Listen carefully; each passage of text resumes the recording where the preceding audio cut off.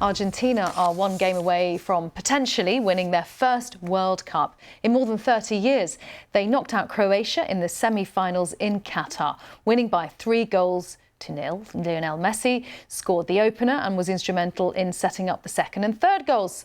And there were scenes of joy outside the stadium. Argentina's opponents will be either France or Morocco, who face each other later. The final takes place on Sunday. Tom Browder reports. Morocco's fairy tale run to the semi-finals has electrified the footballing world. They've already made history by becoming the first African or Arab team to make the last 4 of the tournament. But they will be hungry for much, much more. Morocco remains our only team in this tournament.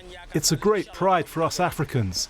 I am very confident. I think Morocco will beat France. Their clash with France is tantalising on many levels.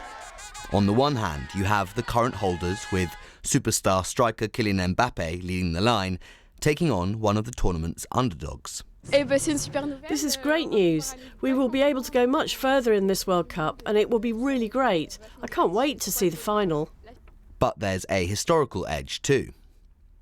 On their journey through the competition, Morocco has defeated a succession of European powers: Belgium, then Spain and Portugal. Now they will aim to overcome France, a country which controlled the North African nation for more than 4 decades in the 20th century. I haven't slept well. I packed my luggage and went directly to the airport. We wish the team success against France. And why not write our name in history, God willing. Whoever wins will take on Argentina, who claimed a 3-0 victory over Croatia on Monday. It was Lionel Messi who produced the kind of wizardry which has earned him the nickname the Little Magician, serving up a goal on a plate for his elated teammate. It's this footballing sorcery which Morocco or France will have to contain. If not, then Messi stands a good chance of adding the World Cup to his already extraordinary trophy cabinet. Tom Browder, BBC News.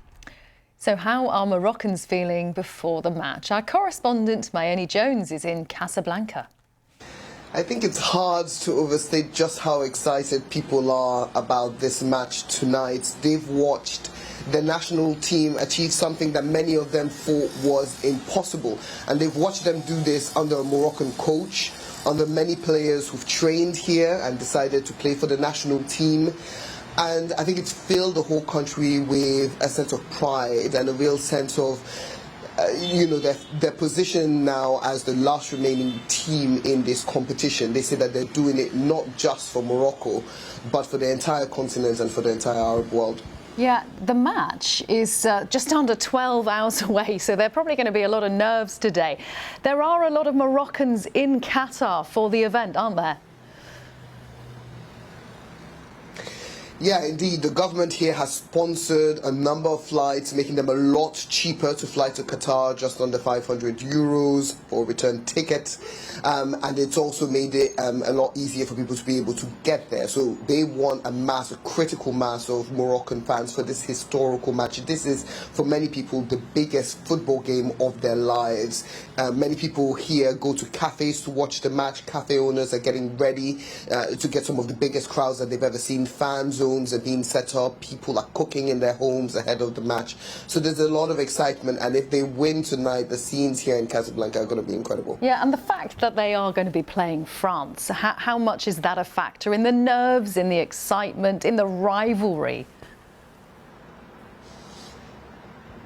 I mean, it's an incredible story, isn't it? To get to this point, they've had to defeat 2 of their previous colonial powers, Portugal and Spain, and now France, their biggest. There's a huge Moroccan diaspora in France that will also be watching. I think for many Moroccans, that's added to their sense of pride as we've got here. But we've also got here by defeating some of the best teams in the world, and also teams of countries that used to rule us. So all of this is adding to this feeling that this is a once-in-a-generation occasion and something that people are going to remember for decades to come.